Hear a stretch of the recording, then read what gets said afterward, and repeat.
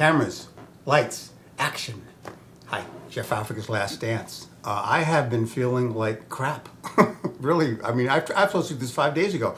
I could barely even walk around. I don't know. It's the energy. I got warned about this somehow. But it's been a long road to hoe with these low vibrational energies. I'm still not really into this. I'm forcing myself to do it, but I haven't been into anything the last 5, 6, 7 days. It's been amazing, really. But here I am. See, here I am. This is Jay Africa's Last Dance. This is where we're going to move from the head to the heart, become a heart-centered human being. Okay, we're going to leave the old mind, the old ego stuff all behind. Okay, because we're going to be a new person. All right, we're doing this because mind-oriented reality, ego-oriented reality is unacceptable and intolerable. It's always, for me, been unacceptable and intolerable, okay? For me, it was always a question of being here on this earth, not a question of doing so much to my detriment. But it was more of a question of being. I had it so bad that it was like unbelievable. You guys have heard from my other videos, but that's what we're doing here, okay? We're getting to the heart. Moving to the heart and becoming a heart-centered reality. I've experienced this on psychedelics, and now we're going to it. We're getting it. Okay, we're gonna grasp it, and we're gonna get there through personal effort. Okay, like lame deer, seeker of vision said. Now, one thing as we figure this out together, street fighters we are. As we figure this out together, one thing that's occurred to me is that if we focus everything on the heart, what if the heart chakra gets oversized, which we do want it to get, but as we have lived our 3D ego-oriented mind life, our chakra system has kind of taken a hit. Throat, I'm always focusing here when I meditate, so this got to be pretty strong too. But all of them are underperforming, so it would be prudent as we figure this out together, me and you, to begin to charge up then the other chakras. On YouTube, there are many videos telling you how to do that, okay? And I have been doing mine also. I don't know if I should tell you this. Look, as I'm doing Sudarshan Kriya, that third round of breathing on the three, you know, the long breath, medium breath, fast breath. As I'm doing that fast breath, I'm imagining in my crystal home, I'm imagining energy coming into the mouth of God here, the medulla oblongata. I'm imagining I'm sucking in energy as I'm doing that breathing into my body and washing down the solar plexus chakra, the sacral chakra, and the root chakra, okay? I'm flushing those with energy as I'm doing that third quick breath, okay? I do, let's say, 140 of them these days. I'm flushing those three chakras with energy from my crystal home onto those on my spine area. I don't perceive them out in front. I perceive them on the spine, in the spine area. I flush it with energy to begin to build those chakras up also, so the heart doesn't get too oversized or imbalanced. Part of this whole process is to harmonize and to integrate and to fully actualize our chakratic system, okay? So we have to pay attention to that as we figure this out, me and you together, okay? All this concentration on the heart is going to increase its dynamism, okay? And we want to increase the other chakras' dynamism also in conjunction. I have no problem with the heart being the primary chakra, the slightly more larger than the others. I have no problem with that. But we have to pay attention to what we're doing here too, huh?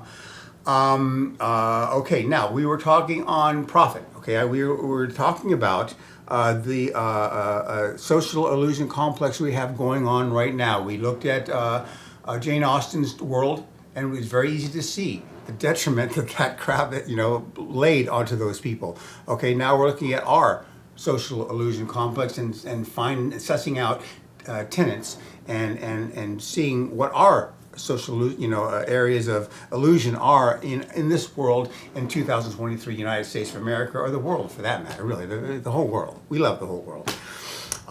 So we were talking about profit and how that is obsessing about making ever more money like it's the only thing to do and the only measure of ourselves.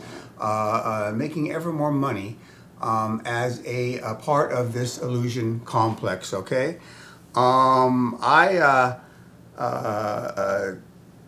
that book that I read, Lame Deer Seeker of Visions, is really funny. Now, this is very interesting also. We're talking more about the idea of action making money all the damn time. A lame deer was describing this one incident where one of the Indians decided he wanted to open a diner. Okay, and he wanted, he got a diner and he started doing it. He started talking about profit, and I guess it was probably on the reservation. And he was talking about, God, I made this much money, that much money. And Lame Deer was listening to this, and his commentary was very, very interesting because as far as the Indian psyche is concerned, the idea of profit doesn't really work. It's a white guy's way of doing things, but for the Indian mentality, which they had, that they were more in unity conscious than we were, as they focused on the tribe, the tribe and communion and being a member of the tribe. That's a form of unity consciousness, And he was describing that whole incident as something that doesn't. In other words, you had to lower your vibration to start thinking that way of making money and profit rather than thinking of the whole group as a whole. Okay, and one for all and all for one. Okay, and it was just very interesting the way his commentary on that. And I don't remember it word for word and verbatim, but his point was saying that the best of the Indian's mind, that doesn't work so well. The idea of making profit off of the other Indians, you know what I mean? In another book I read on Crazy Horse, there's a character too. Crazy Horse was a great Indian. He was really something. He was the hunter for his group of Indians. I forget what was the Sioux. Don't quote me on that, but his group of Indians, he was the hunter. He led a party out of Indians, and they go kill a few buffalo, and they just drag them back into camp. And he said, okay, here's the meat for the winter. And I think the women were in charge of breaking those suckers down. Can you imagine that? The women were the ones that were breaking those buffalo down, and that would be the meat for the winter coming up. Okay. Now he didn't bring those buffalo into camp, cordon them off, have a little butcher area, and start to butcher them up and sell them for trinkets. They didn't have any money to the other Indians, and making, all of a sudden he was going to have the biggest tent, the fastest horses, the most beautiful papooses, in Indian late women, which would have been the white man's way of doing things. But he just he didn't he didn't do that sort of thing. He just brought those buffalo to the center of the tribe and said, this is our meat for the winter. So, break them down, and this is what we're going to eat for the winter. Now, that action, the way he did that, and the way Indians usually did that, was closer. That action was closer to God, actually. That action was closer to 5D reality. That action is closer to unity consciousness, okay?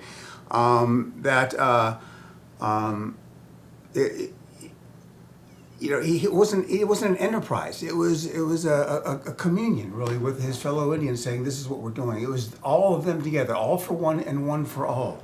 And that was the higher vibrational action, okay? And that's what 5D reality is going to be more like. There won't be people making huge amounts of profit on things anymore. We're not going to think like that anymore. Other 5D realities I've heard whispers of.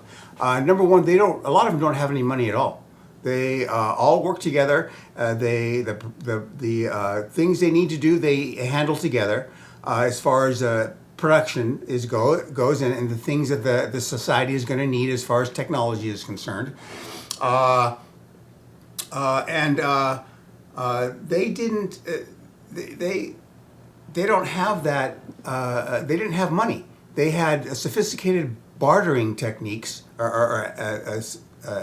in their private lives is a sophisticated bartering, but they don't have cash money. They probably learned their lesson as far as that goes. Other 5D societies that we're talking about now did have money, and if they did, by the end of the week, I'm paraphrasing, but by the end of the week, if they didn't use a certain amount of money that they had, they just put it back into the general fund, okay? But they didn't build or accumulate money, okay? That's a 3D way of doing business, okay? The idea of collecting and being richer and richer and me, it's all about me, that whole thing.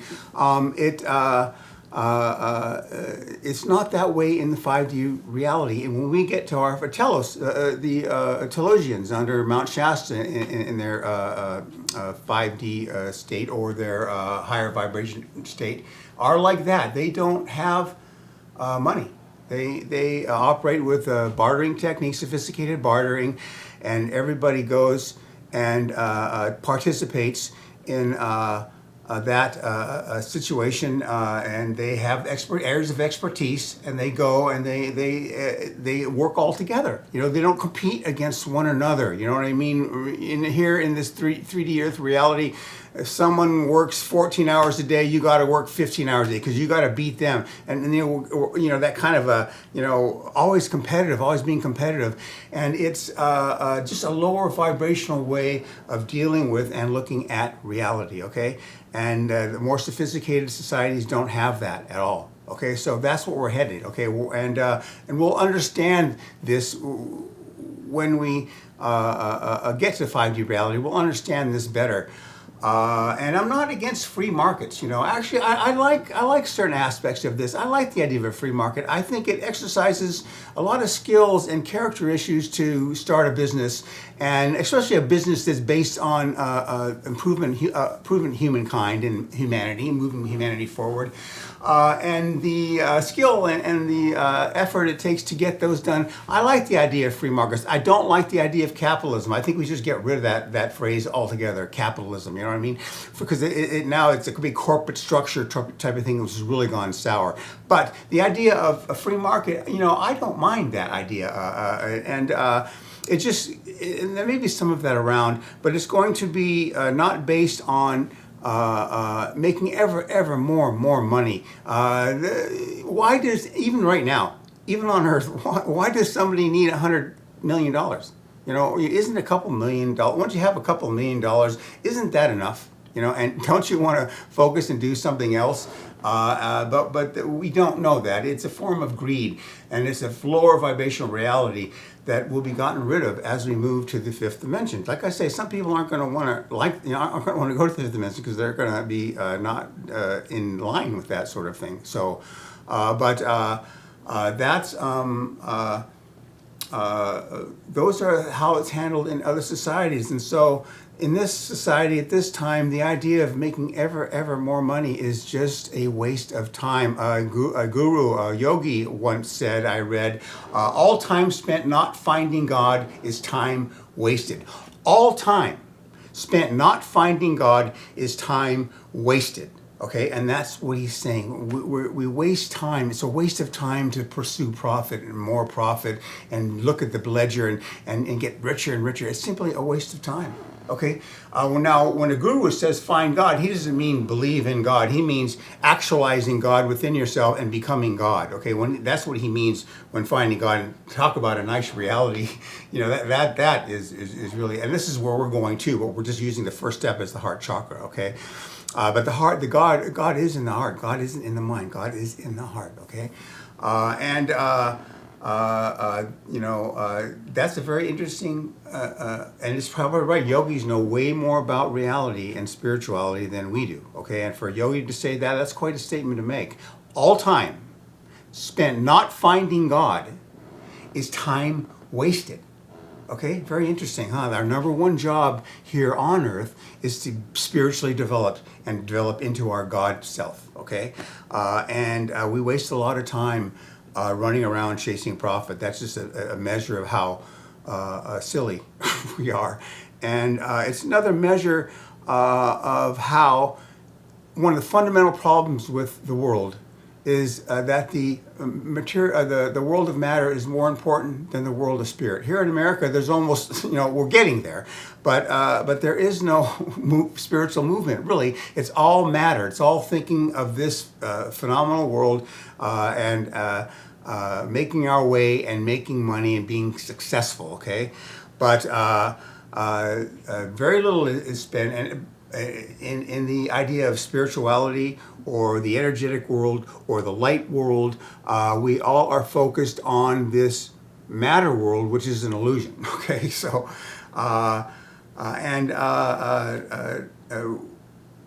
that's what's wrong with the world, okay? No one really thinks, after you have a couple $1 million, go develop yourself spiritually. Go to a mountaintop, go meditate, do this, do that. Start doing other things. But it doesn't occur to us here, but it will. It's coming. It's going to occur to us very, very soon. And it is. The children, the younger, and a lot of the kids on YouTube, we're bringing that. That's what the major movement we have to do in America now is start develop ourselves spiritually. Yogananda told Kriyananda, America has a dynamic spiritual future. Now Kriyananda said, "Yeah, America, really?" But that's what we would all say.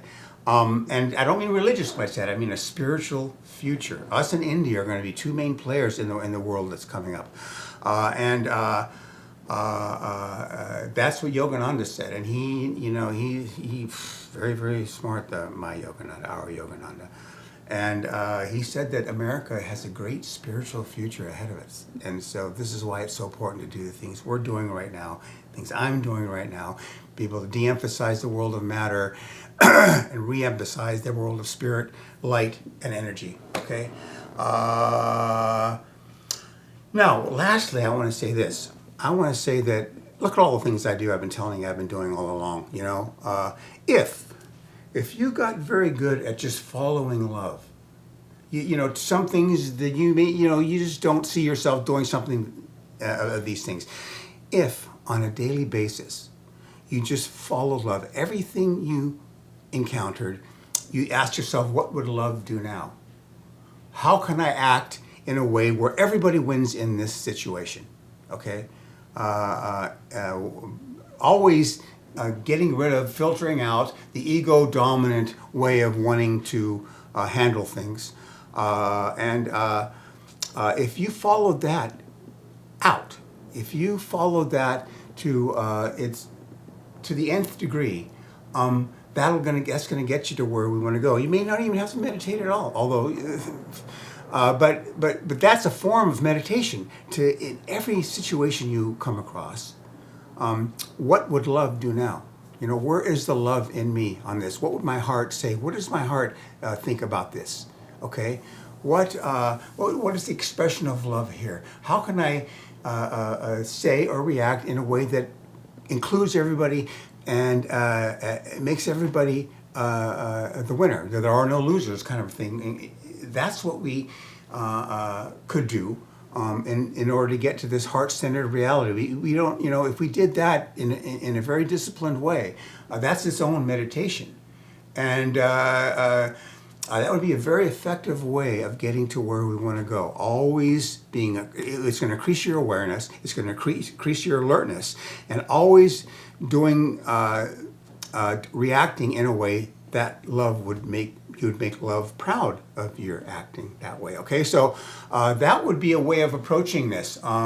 Just getting very, very aware and very, very alert to every situation you came across, to expose the love in the air around those incidences. Okay, that would be another way of getting to the heart. If you, like I say, I'm playing to my strengths. You're going to have certain strengths that I don't have. You play to those strengths. You have to confront your weaknesses also, but you play to your strengths, and that may be the strength of some of you.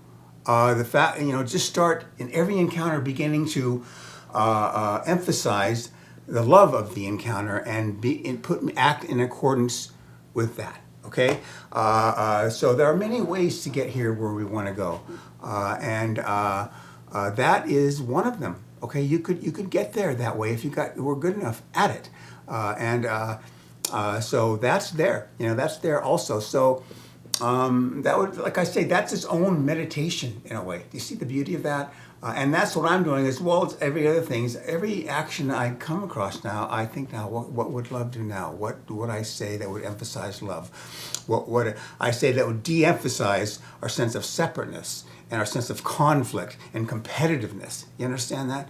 Okay, so that is what is ahead of us too. I do that in conjunction with all the other things I'm doing. But if you have a hard time with doing some of the things I'm suggesting, you may want to think about that and try that for a while, huh? Because that could wear well for certain types of personalities.